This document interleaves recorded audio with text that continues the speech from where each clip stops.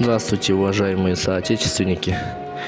Я Талайбеков Исенбол, уроженец Сокотинского района, село Тельман Сымташского айыльного округа. Папа Талайбековой Аимы. Мы с женой родители двоих детей. Первенец у нас сын, ему 5 лет. И 12 июня этого года родилась наша прекрасная дочь.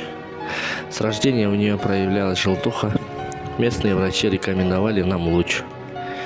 В один из дней наша девочка сильно затемпературила. Мы повезли ее в 3-ю детскую больницу. Там нам при виде кала ребенка сказали, есть подозрение на печень. И рекомендовали ехать в клинику Юрфа. В Юрфе нам поставили диагноз атрезии желчевыводящих путей 3-го типа. Сказали, нужна пересадка печени в Турции. После этого мы с просьбой о помощи начали обращаться к неравнодушным людям, к разным фондам.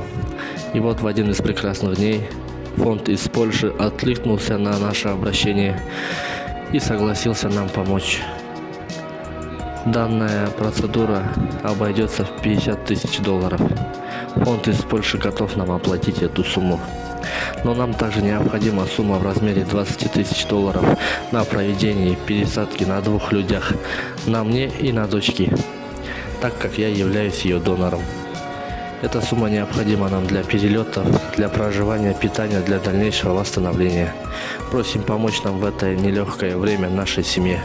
У нас очень мало времени. Мы хотим спасти нашу малышку.